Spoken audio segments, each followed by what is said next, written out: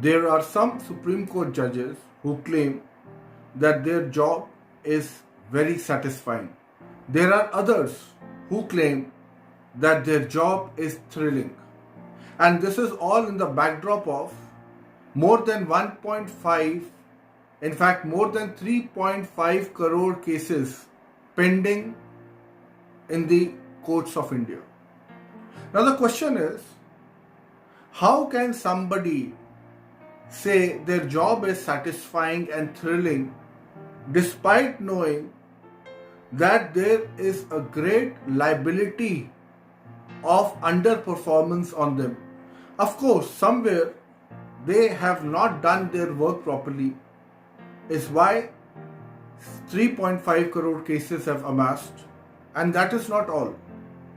Besides these 3.5 crore cases, today the judgments and the orders which would come have shades of corruption, of prejudice, of belief.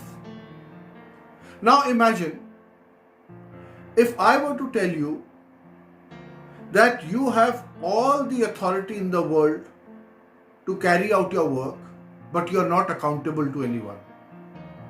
You don't have responsibility for it.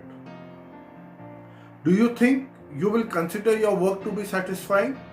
If you ask me, I will say yes. Because since there is no accountability, there is nobody asking questions to you, you would somewhere covertly feel that all the things that are being carried out by you are done in the right manner and spirit. Once again, because there is no one to point fingers at you, because you have cut all the fingers. When the fingers are not pointing at you, there is no feedback for you. And when the judges say that their profession is thrilling, it primarily means that the kind of exposure they get from the human life, when people they come up with varied cases to them, of course it becomes thrilling for them. But the question is it only thrilling for them, or are they able to give the Aam Aadmi, the common man, justice? That they will not talk about. The question is, if there is no justice for Aam Aadmi, at the end of the day, the judges end up retiring with full of satisfaction and thrills. And not to forget, the media attention that they give is the further kickoff to their movements and experiences of being thrilled. It all goes on to show how a judge thinks. For them, everything is hunky-dory. They are great, my lords. They are greatest of the great demigods. They are doing an exceptional work. And why is it? Because there is no feedback given to them, because there is no scope of feedback for them.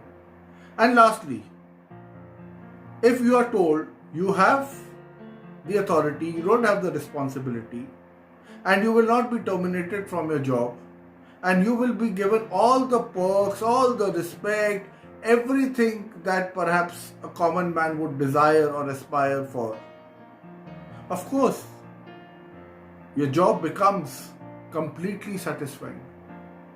But I would like to ask our Law Minister Ravi Shankar Prasad, I would like to ask these Supreme Court judges, I would like to ask PM Modi, that are you satisfied when you see the cases languishing in this country for 10, 15, 20 years?